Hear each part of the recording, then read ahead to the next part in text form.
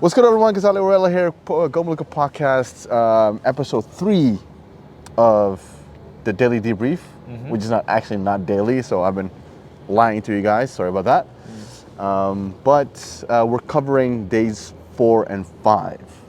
That's what we're doing, of COP28. Yeah. This is the Go Maluku podcast.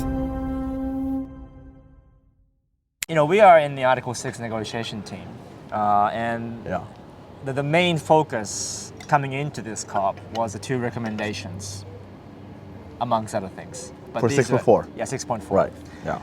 But there hasn't been a lot of action around 6.4. There was a contact group meeting earlier on this COP, but for the last 2 or 3 days, it's been very quiet, I would say. Quiet or like little movement? Little movement. Yeah. Right. Yeah. I think that's what it is. Like it's not like they had nothing to say. It's like there's no movement forward because it's not like, to say they haven't been doing anything. They must be doing something. They just don't know. It's just there's no convergence. Right. At least not in the rate of convergence that you want to see at COP. You know, because like you need to report to Substa. Yeah.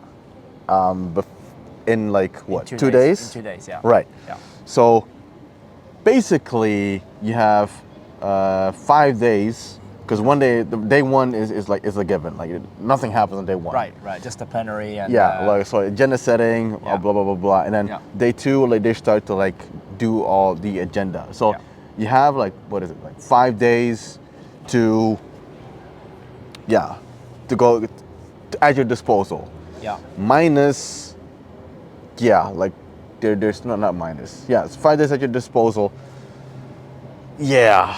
But I mean, usually it has to be kind of done maybe a few hours before the Substa plenary, so the translators can translate the documents and do all the formalities. Yeah, but there's no translation. It's all in English. Yeah, but the L document has to be L document. Yeah, got it. Yeah. So really they have 5 days to come to a consensus on before it goes to next week, which is a very political setting where a lot of the things that didn't get decided this week will be sent to. Right. So basically what you're expecting is that the incrementally you see make progress. There's like a time schedule kind of thing if you look at that. Yeah. So by day 2 there needs to be this amount of progress so that you stick to the timeline so you can actually deliver to Substa. Yeah. But what it looks like right now is that, like you said, it seems like very inactive because there's like people, states are hanging on to their views. Yeah. So it'll be interesting. But I think in the history of Article 6, it never really finished in the first week anyway. Right? Oh no!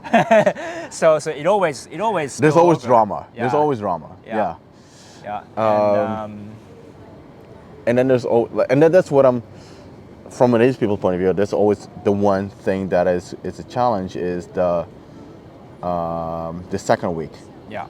Right. So first week, if anything, if we have it, like there's much more access to experts and negotiators. Absolutely. To have bilateral meetings, and we have access to the meeting rooms, exactly, and gauge the view of the parties, and then form strategy. Right. Second week is different. Yeah. Second week is on a higher level. Yeah. Experts are like in their own huddles, in their own like cocoons, doing the work. Yeah. And there's little to no. Yeah, there's probably like a contact group maybe, but there's no inf meeting, for example, or let alone an inf. Yeah. So right now, Santiago Network, they reserve the room from 3 till 10 inf on Santiago Network on the host. Wow. So just to give people an idea of it's crunch time, So if you do not have any significant progress after day 4, going to day 5, then all right, alarm bells. Yeah. It's I wouldn't say panic, but it's like, all right, something needs to happen. But to what extent is there situation opportunity for Indigenous peoples? I mean, yes, it's negotiations are deadlock, and it's not what many people would want. But how would you exploit that? that chaos, like. Well, the chaos is like,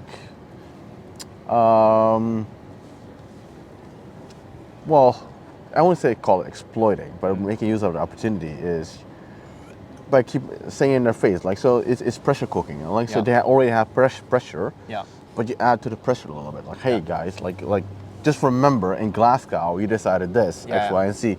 You decided to include the human rights approach, human rights based approach, you know, like, so in that sense we remind them of it, and then, but it's also like you see the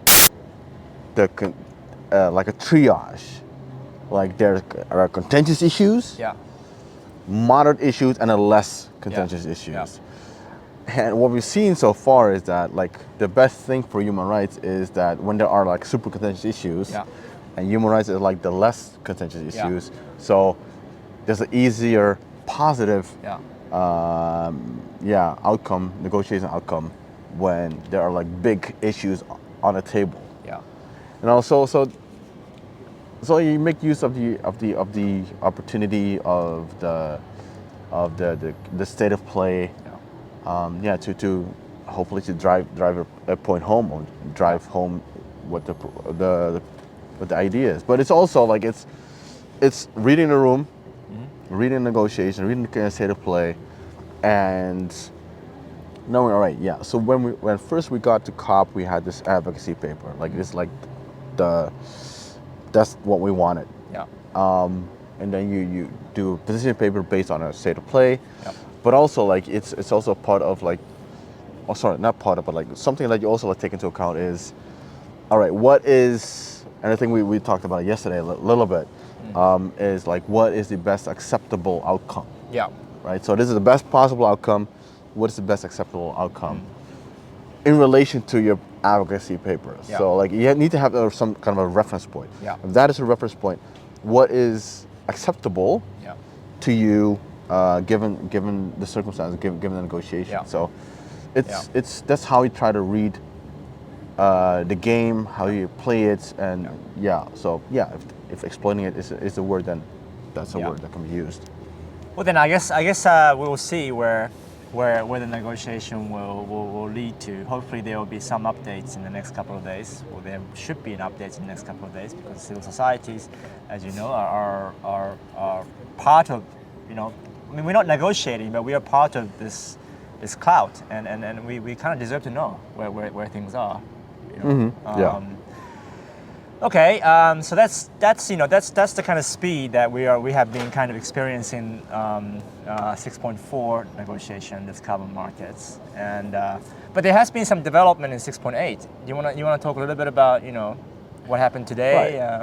Well, so like it's an approach to 6.8 that we have started to take, and you know, like in essence, like a lot of Indigenous peoples, or like the general caucus, like is not in favor of the carbon market, the market approach.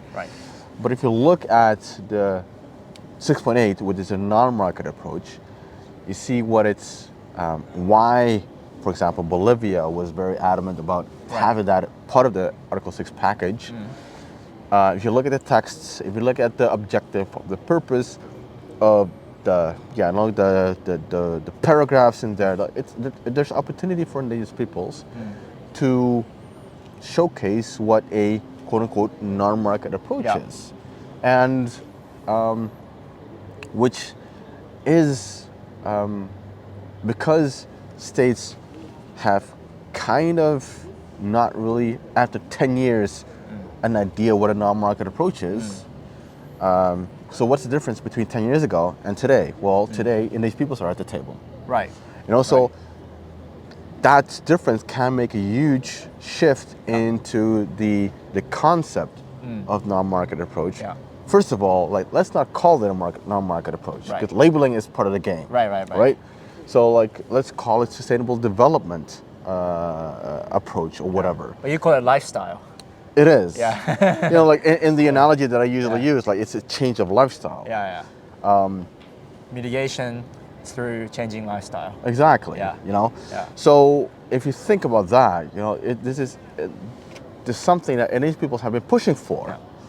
It's not like doing things as usual, or business as usual, but actually you need a complete overhaul, a complete change of lifestyle. Yeah. Now, 6.8 is I'm not saying that it's the silver bullet, it's the golden opportunity, but it is an opportunity to showcase what Indigenous peoples actually mean. Yeah. With we have the knowledge. Yeah. What we do to protect 80% of the world's remaining biodiversity. Right. You know, so it is an opportunity to put that on the table, but also because that's what 6.8 is trying to move towards, is to have approaches that other countries can emulate, can model from. Yeah. You know, and there's no incentive involved. There's no market involved. No credits. Yeah. It's just like goes to the intent of the cooperative approach. Yeah. Right. So starting to have that approach, and which includes bits and pieces of agriculture, bits and pieces of just transition, the way that Indigenous peoples view it, the human rights-based approach, everything. It's like you can like package it, like slice and dice it, and put it into 6.8. Yeah. So, and I think the opportunity is there. We just need to provide the content to go into it. So like we had today was, so 6.8 it has a contact group, it has spin-offs, and it has like the workshop, you know, or the in-session workshop. Spin-offs, like we did see like a whole explanation of this platform. Fine, I believe it. Fine, like we all know how Google works. We all know how a website works. All right, but I get it. But then you have the workshop where like presentations are made about like what a non-market approach is. Well, we've been seeing that for the last ever since Glasgow, seen these types of workshops. So, like, what I was trying to do at caucus for the last couple of days was like, hey, 6.8. What we need to do is to bring in people from agriculture. Bring in the knowledge holders. That are over here at the LSIP. Like, it's almost like it's your favorite pet. You know, you keep them caged or you keep them in their bench, you know, and then you drag them out to COP for their mandated events. You know, and then you put them back in again. Whereas I'm not saying that it's a problem. I'm just saying that you can do so much more with them. But sorry. But it's the purpose of the platform was to create first of all was to get the knowledge holders to the decision making level. Right. In addition, it is to a co-creation of new knowledge by exposing the knowledge holders to the states to the knowledge holders. So what we did, today was about curriculum and everything else about Indigenous knowledge. Whereas like an hour earlier, non-market approach, and the only thing you have to do is talk about your knowledge, talk about what we mean with a non-market approach. And so today there was some presentations, World Bank, Jeff, all that. Like it touched a little bit about Indigenous peoples, but it didn't like get into it or speak from an Indigenous perspective. What do we? Because they say like Indigenous Indigenous peoples have non-market approaches. But what is it? So, you know, like so the signal is there, but not the content. So today was the great opportunity, and there was and I'm very much appreciative of the co-chairs, you know, for giving that opportunity. You know, to like, all right, so Andrea was able to do her famous slideshow, her PowerPoint, you know, about. But I haven't seen that one. So I really enjoyed that. I'm sure it will be brought up at caucus tomorrow morning, and you get a PowerPoint in your emails the next in a couple hours. But it was the interesting part is that in that conversation you do not have to shy away from mentioning colonization. or mentioning human rights violations and everything else. So it's because it's part of like why this non-market approach is not, the indigenous lifestyle is not front and center. Yeah. So it's part of the conversation. Yeah. So so that what Andrea did was great. Chief Bill Erasmus, brought it from the Alaska perspective, like the Arctic perspective. Yeah. Even better. Then the youth came in. Victor. Victor Kerman from how he perceives it, how he wants to transfer the indigenous lifestyle, the non-market approach, and ask the parties the question, like, how are you going to contribute so that I can transfer my knowledge, my non-market approach to the next generations? Yeah. And then there was this sister from Australia as well. Yeah. And I think that is what we need to get to. Like it's rough, it's a raw diamond right now to put it in there. Yeah. But but we could make so much more of this opportunity of 6.8 to make it used as a hub. You have all these spokes. What is it? Food sovereignty, agriculture, just transition, all these things. But this could be a very good hub. It seems like you're very much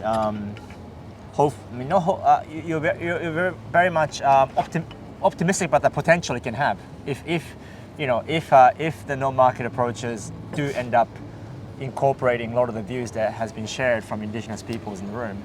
So how does this no-market approach? What is the potential of a no-market approach discussion on 6.8 compared to, say, LSIP, which is doing similar things, but 6.8 seems like a bigger league. The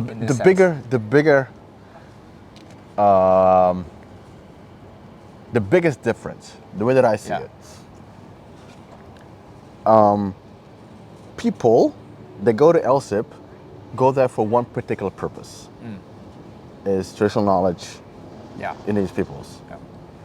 So, but with the non-market approach, or Article 6, actually, they go there with a whole different purpose. They want to operationalize Article 6. Yeah. The audience is different. Yeah. Because those are the people, those are the ones that you want to influence, because it is about them embodying the lifestyle that Indigenous peoples have, or at least the principles that Indigenous peoples have, in how to combat climate change, how to respect the rights of Indigenous peoples in the struggle to fight climate change. So, put it very bluntly, it's platform, we're talking to ourselves. Article 6, we're talking to CMA. Yeah.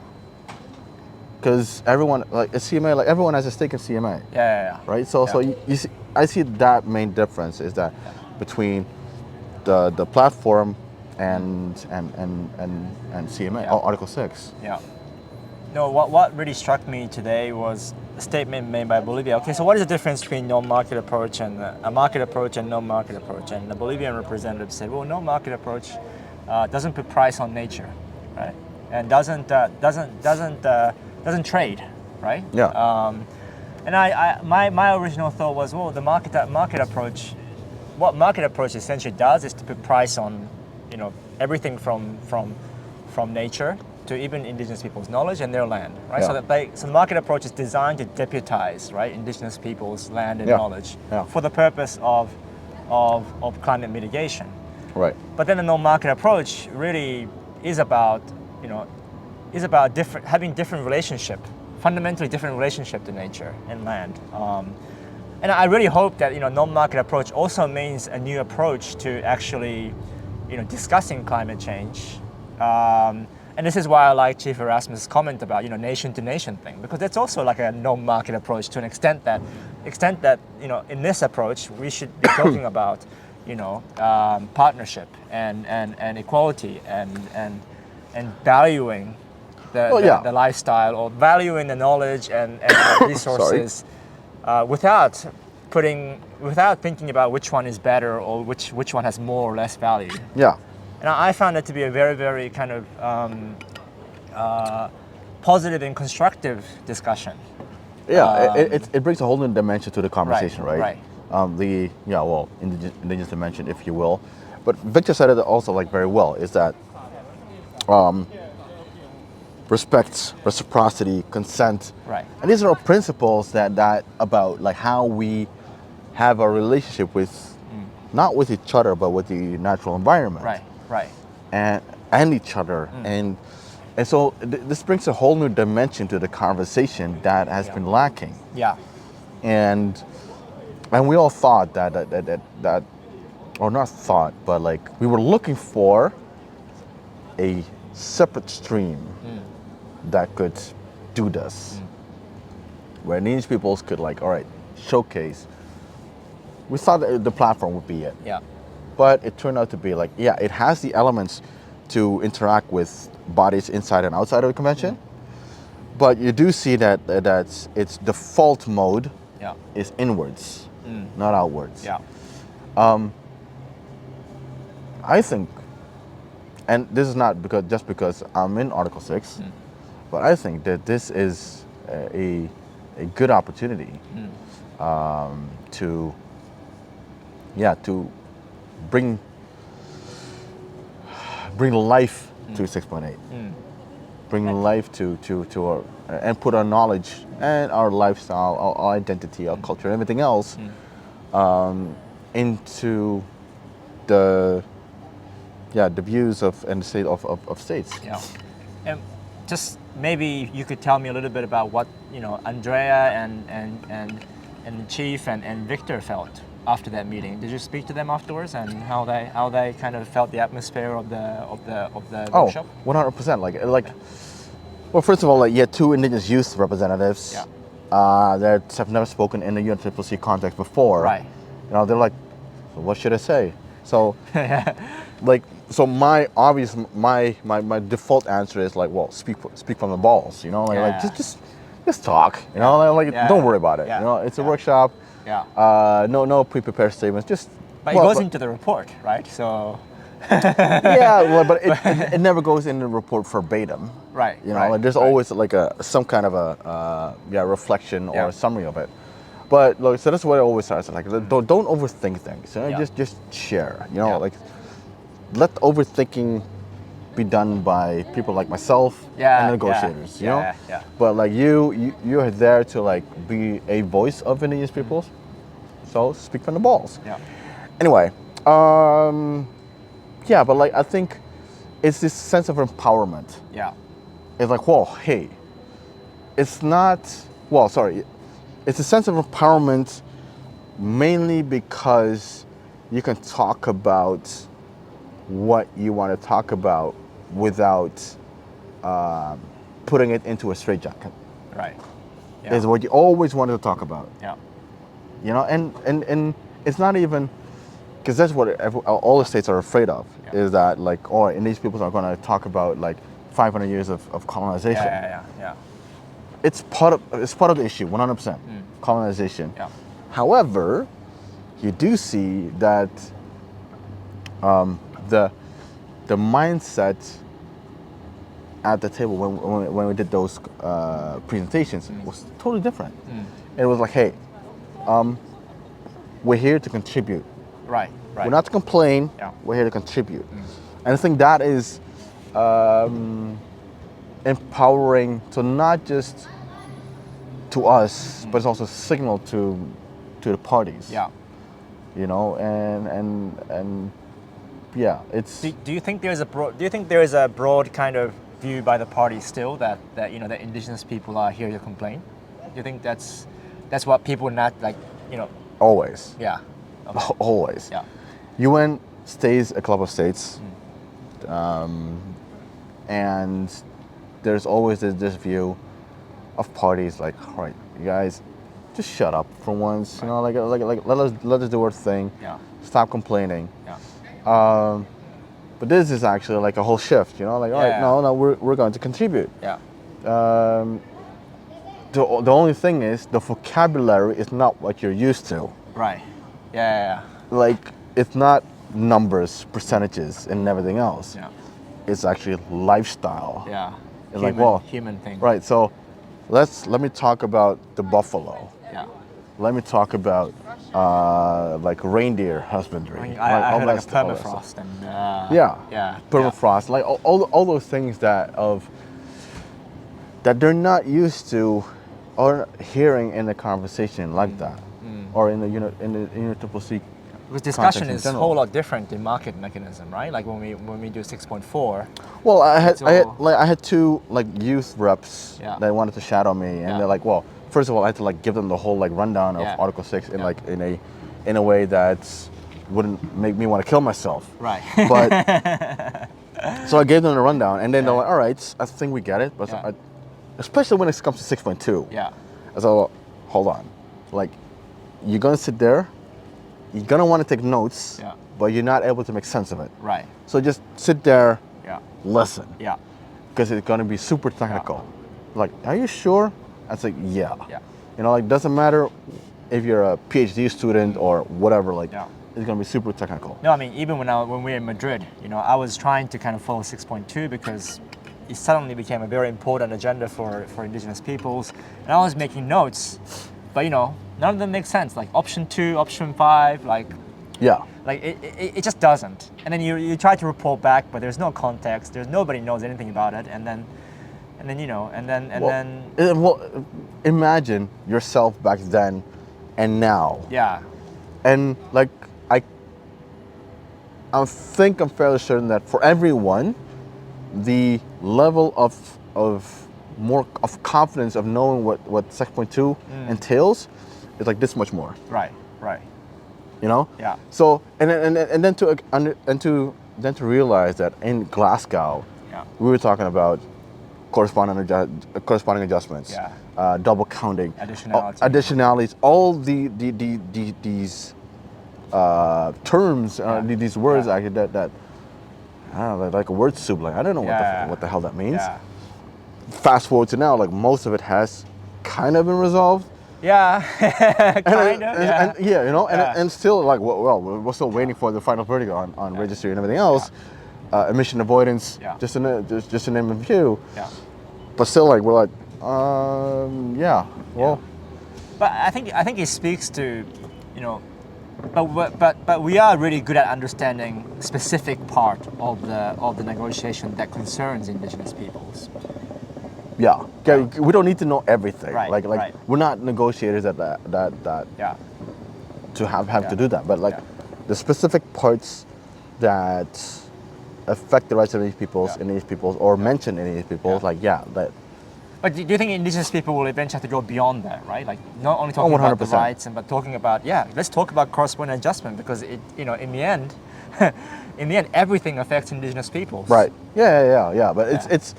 That's what I mean. Like it's the bandwidth of Indigenous peoples. I'm not saying that we're stupid, but it's so super technical.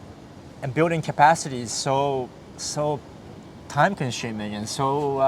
It's a full-time job. Yeah. Like, it's 100% a full-time job. Like for you to train someone in a caucus to get to where you are right now in terms of, you know, competence and skills and no, to be honest, I don't even know where I am right now. Yeah. You know, it's It took me, you know, 4 years really, 4 to 5 years to just come to understanding about, you know, things about grievance mechanism or I mean, there are some parts of the removal. All right. So, out of interest, obviously out of interest, how did you learn or teach yourself, quote unquote, teach yourself Article 6? I definitely didn't learn much from the negotiation text itself, to be honest. Well, nobody does. Nobody does. You know, and then you go into dark holes of Wikipedia and Carbon Brief and, you know, and try to understand, but you just don't understand the concept, right? I just don't understand additionality. I just don't understand corresponding adjustment. It's just words. It's just words. They're just words and something that you just drop to make it sound like you're intelligent, you know. But I learned most of the negotiation by actually, you know, building positions. I think that's one thing. Okay. Because in order to build a position, you have to know what you're talking about. 100%. Right? Yeah. And then in order to understand Indigenous people's position, like, okay, we have a position on removal, we have a position on grievance mechanism. Then I really rely on experiences of indigenous peoples, right? The context that they're able to provide from the elders and from the people who's been in the work for a long time. Right. They will be able to tell us, okay, this is what grievance mechanism, or this is what grievance is, right? Yeah. What we mean by grievance. This is what redress mechanism. This is how it relates to a specific article in the UN Declaration of the Rights of Indigenous Peoples. Right. So I learned the declaration. I mean, I don't know all the articles off by heart, but I learned the basic principle of what indigenous people are trying to defend and promote. And through that, and I look at the documents through these lens, and I'm pretty sure a lot of people do as well, right? Right. And through that learning, I really managed to learn to make a connection between, okay, what part of Article 6.4 to 8 concerns human rights Right. and rights of indigenous peoples. Right.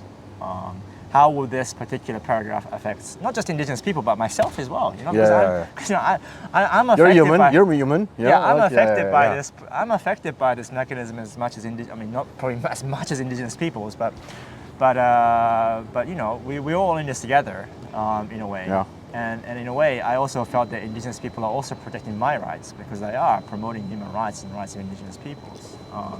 We do. Yeah. We try to. Yes, I've been to side events. Side events sometimes clarify some of the things I don't understand. Right. Because you can ask questions. But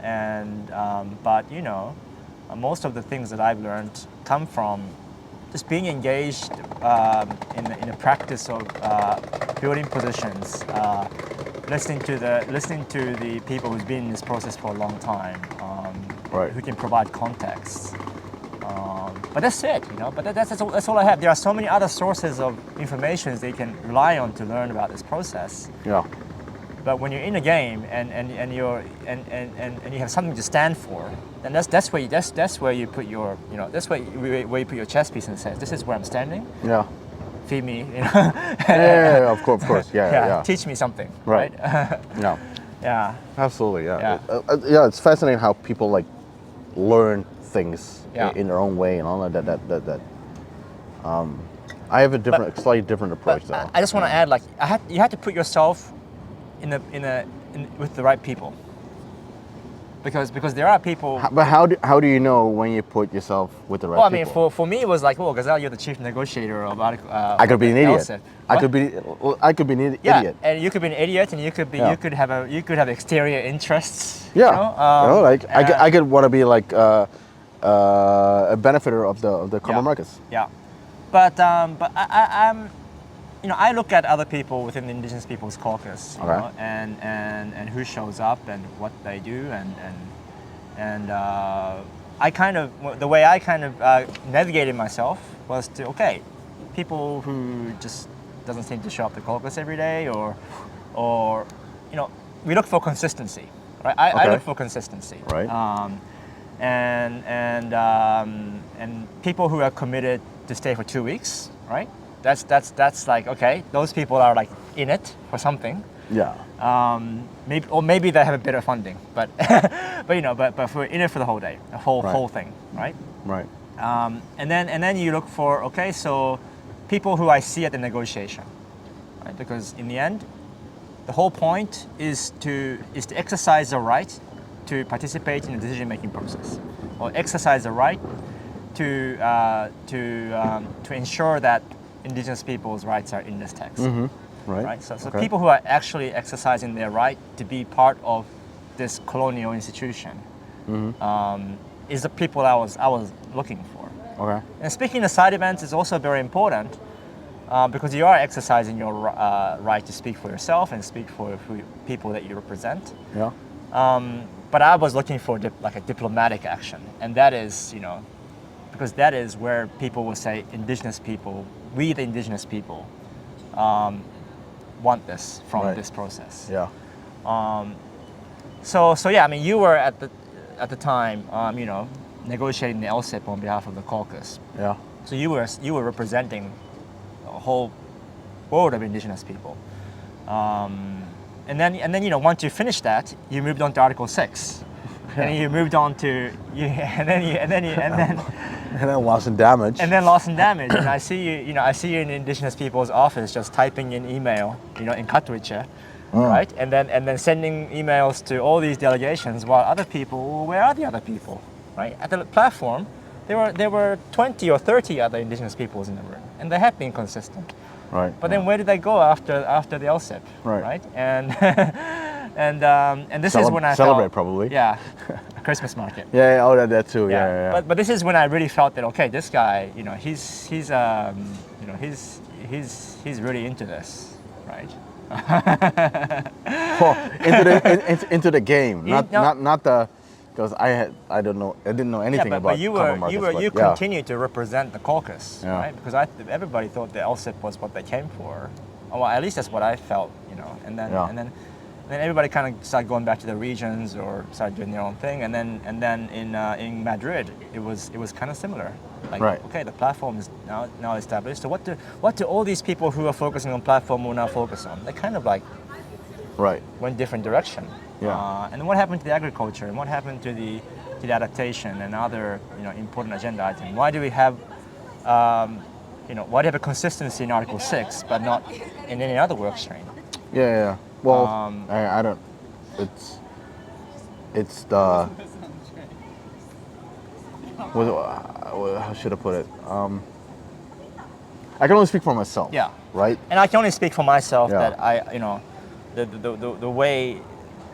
I think I made a right bet in a sense that you have remained consistent for the last 4 years in terms of advocating for a particular position on behalf of the caucus to the states. Yeah, but it's also something that you can't like suddenly like drop out.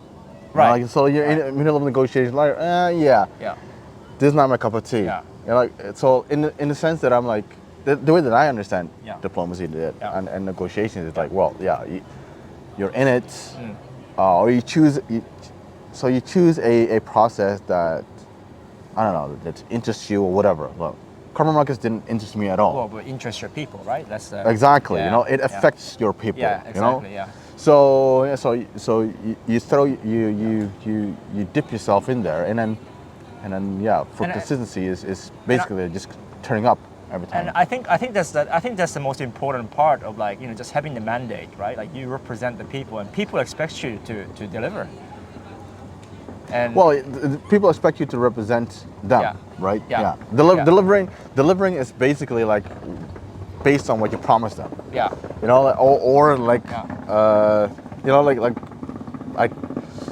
In these people's good, for example, the caucus could expect me to kill carbon markets. Right.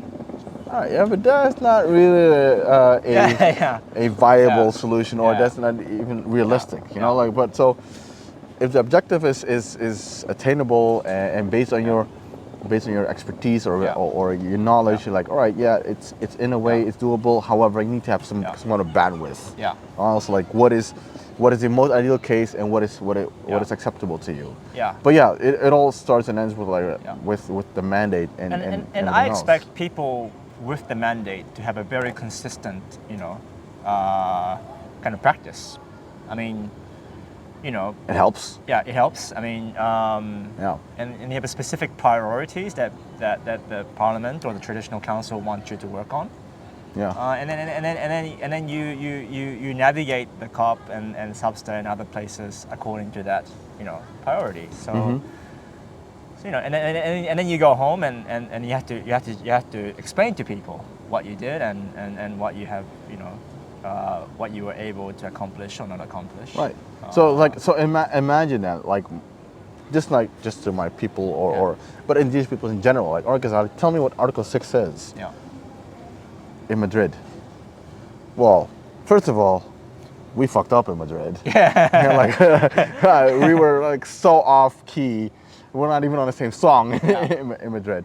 I still have this piece of paper that. Do you remember this? The position paper. Position paper that was like a scribble on a scrapbook. Right. And Kenneth was like, "What?" Kenneth asked me in the negotiation, like, "What's the sentence that you want to put into this text? Because I'm sitting next to Mexico and I need it." Yeah. And so I scribbled it down, and then gave it to Kenneth, and then Kenneth gave it to the Mexican ambassador. And I still have the paper because I thought at the time maybe this paper could change something. But then, how naive was I? Well, we all were super naive. We all thought we had it all figured out.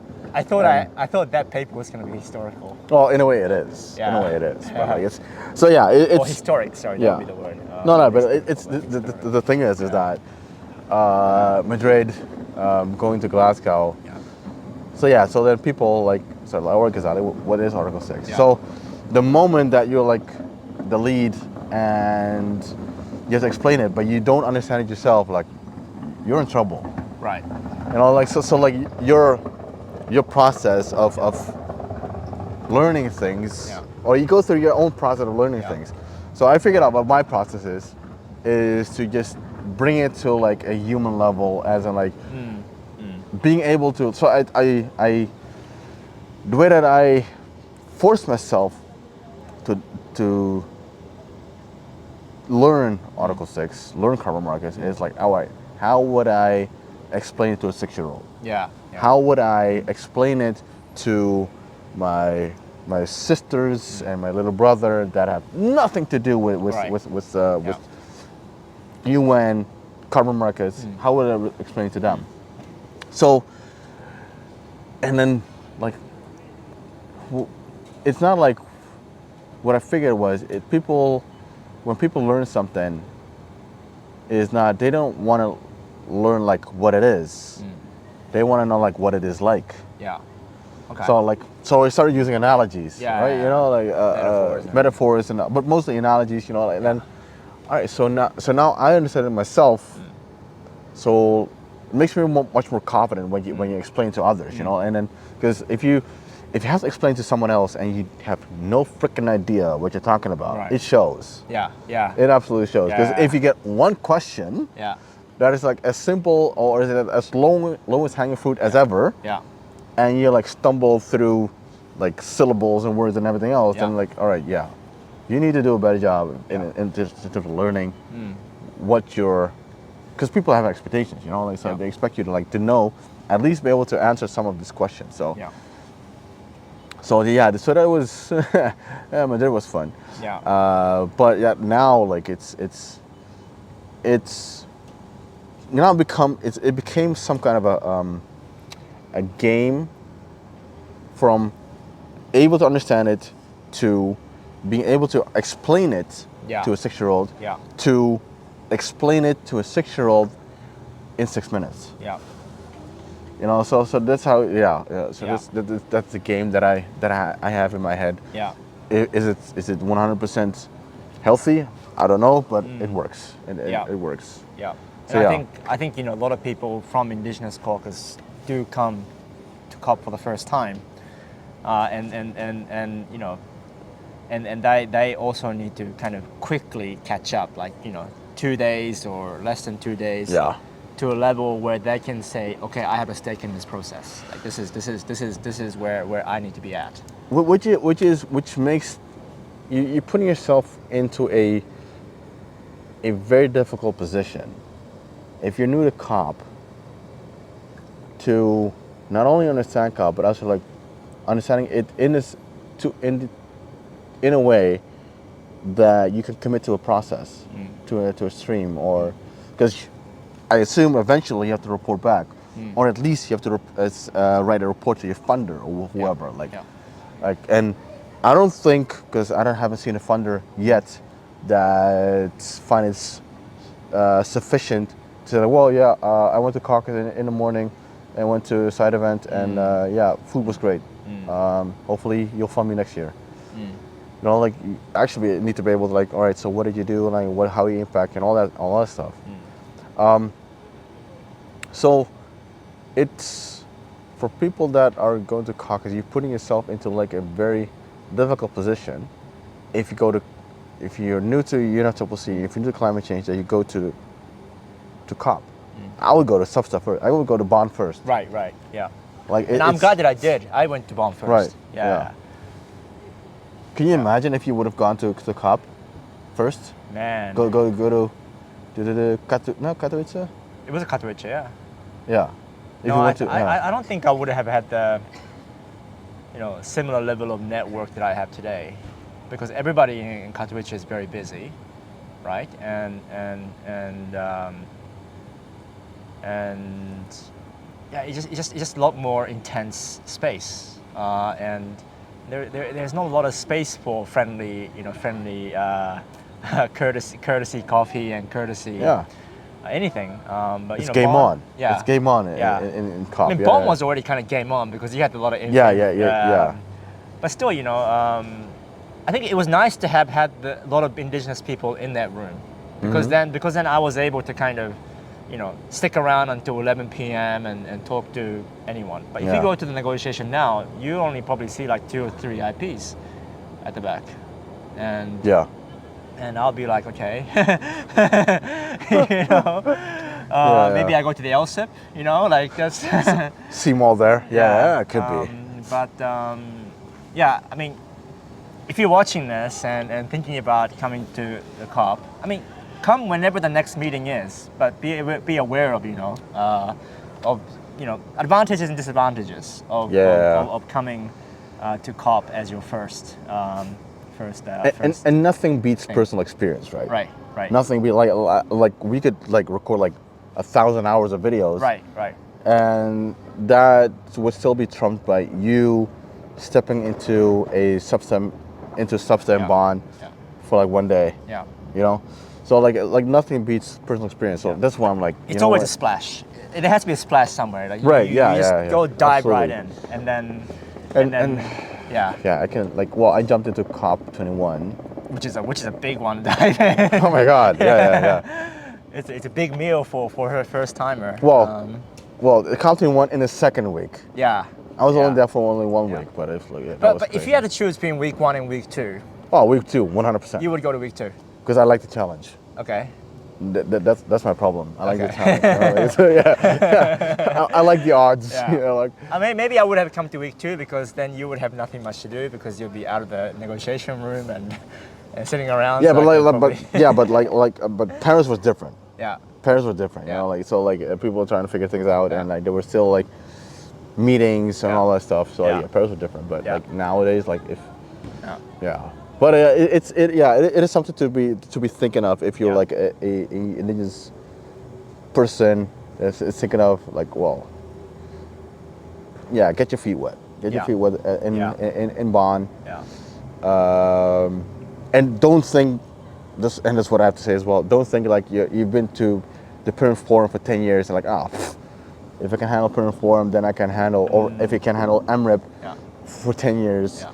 Then you can handle COP. It's not a comparison. No.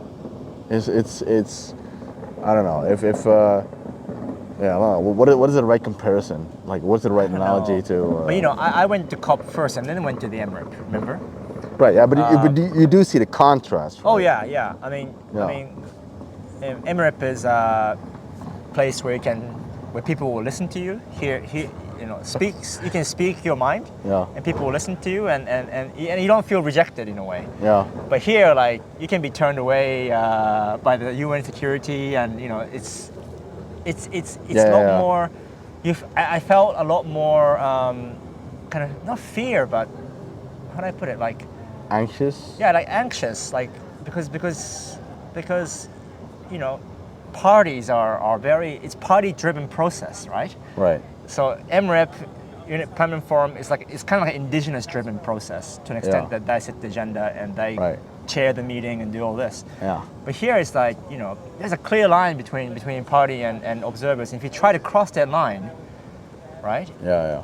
There's a certain intensity, intense feeling, Yeah. Yeah, and that's something that I feel here even today. Yeah, it's the first thing that comes up in my mind is ant farm. Right. Or maybe a box full of, crabs. So that's your analogy? Yeah. Okay. That's what I think. I think in analogies. Yeah. Or a bunch of hawks.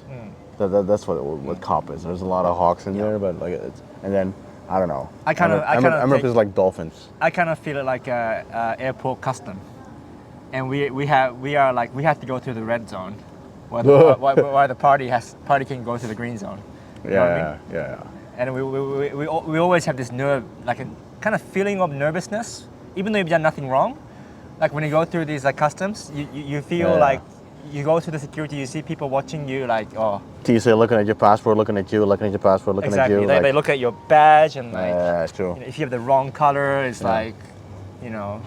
And they have gun, like the UN police has gone, and it kind of intimidates me a little bit. Unless you know them, because they're brought in from Vienna, New York, Geneva. Well, they're human. They're human. Oh yeah. Well, everyone is human. Yeah, but you know, you don't tend to associate these days. You don't tend to associate law enforcement with in a humane way. No, but then again, like it's UN police, you know, UN security. Like it's. I ran into like the other day when we walked Geneva in, guy, right? the Geneva guy.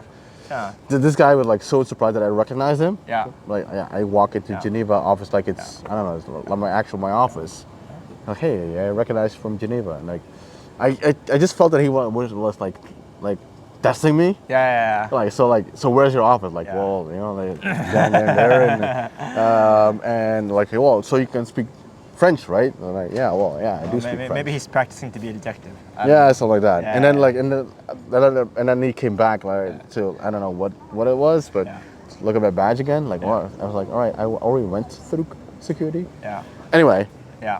But I mean that's just the kind of personal experiences, and I think, but these are not universal experiences. But no. But you know, it's a feeling of being an observer. At the COP, right? At least. All right, so we kind of detoured a bit, but it's kind of interesting conversation. And I guess the recap part. Is there anything else? Do we need to recap? Did we miss anything? I mean, there was like a side event for subsidiary bodies yesterday, but. Supervisory body, by the way. Not sorry, I always get it wrong with the SB. It's SBI, SF stuff, Supervisory body. But yeah, it's. I don't think there's much I would probably discuss there. My friends, I hope you enjoyed this. Please consider to subscribe, to comment, and to share this video on your socials.